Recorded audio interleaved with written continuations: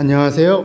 즐기는 손해사정사 이동윤입니다. 우리 주변에 도로의 하자나 아니면 각종 시설물의 문제 때문에 배상 책임 사고로 보험사고 진행을 하시는 분들이 있습니다. 이 과정에서 보험사 측과 부상에 대한 치료비, 휴업손해, 위자료 등으로 보험금을 받고 사건을 종결하시는 분들이 많습니다. 오늘은 이렇게 보험사와 해당 사건에 대한 합의 후 종결을 하셨던 분들 중에 저를 통해서 후유장애 평가 후 추가적으로 보험 재청구를 통해 손해배상금을 받으셨던 두 사례를 소개시켜 드리겠습니다. 첫 번째 사례는 대리운전을 하던 피해자분께서 다음 장소로 이동하기 위해 본인 전기 바이크를 타고 도로를 주행하셨다고 합니다. 도로의 끝차선을 정상적으로 이용하시던 피해자분께서는 차선 중앙부에 설치되어 있던 돌출된 맨홀 단차에 전기 바이크의 앞바퀴가 걸려 전복 사고를 당하시게 됩니다. 이 과정에서 피해자분께서는 착용했던 의류가 훼손되고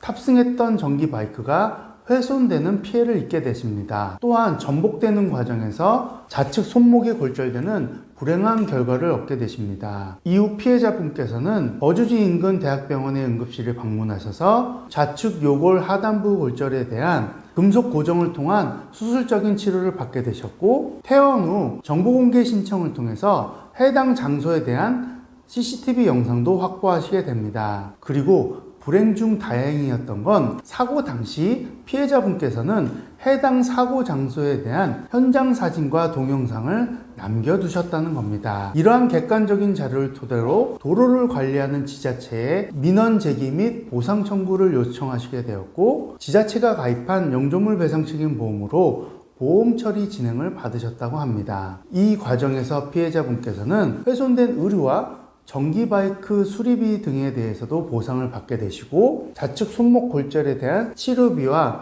일정 부분의 휴업손해 그리고 위자료를 받게 되시며 보험사고에 대한 합의 종결을 하셨다고 합니다.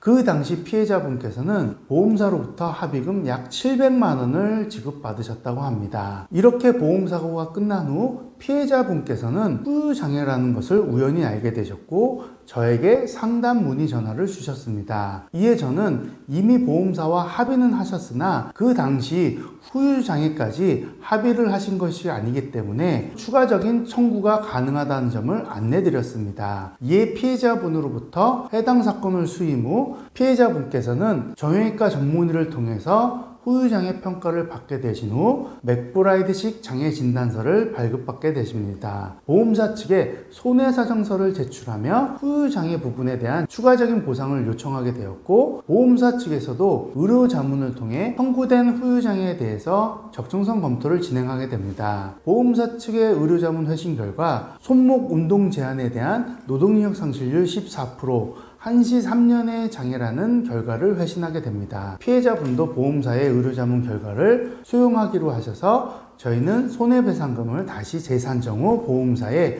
추가적인 보정서를 제출하게 됩니다. 그 결과 피해자분께서는 후유장애 부분에 대해서 약 1,462만 원이라는 추가적인 보상을 받으실 수 있었습니다. 두 번째 사례는 2023년 5월경에 야외 공연장에서 공연을 관람하시고 공연장을 나오시던 과정에서 공연장 바닥에 돌출된 단차에 의해 발을 접지르면서 발목 인대가 파열되셨던 피해자분의 보상 사례입니다. 이분께서는 공연장 측이 가입한 배상책임보험으로 수술비, 입원비, 통원비 등의 치료비와 입원 기간에 따른 휴업손해 그리고 위자료 등으로 약 1,000만 원 정도의 합의금을 받으시고 사건을 종결하셨다고 합니다. 그 당시 피해자분이 사용하셨던 치료비가 대략 1,000만 원 정도였다고 합니다. 결과적으로 사용하셨던 치료비 정도를 받으신 후 해당 사건이 종결되었던 케이스였습니다. 사고 후 2년이 지난 2025년경에 연락을 주셔서 본인 케이스를 설명하시면서 본인도 후유장애에 대한 검토가 가능한지 문의를 주셨습니다. 저는 피해자분과 면담을 진행하게 되었고, 면담 시점에도 피해자분의 발목 운동이 제대로 되지 않는 점을 확인한 후 이 부분에 대해서는 추가적으로 후유장애를 검토 후 보험사에 추가적인 손해배상금을 받을 수 있다고 안내를 드렸습니다. 그리고 후유장애 평가를 통해서 피해자분께서는 맥브라이드식 후유장애 진단서를 발급받으실 수 있었습니다. 있었습니다. 저는 피해자분의 후유장애 진단서를 토대로 보험사 측에 손해사정서를 제출하게 되었고, 이 과정에서 후유장애에 대한 적정성 검토가 추가적으로 이루어지게 됩니다. 보험사 측으로부터 의료자문을 회신한 결과 피해자분께서는 발목 운동 제한에 대한 노동능력 상실률 14%,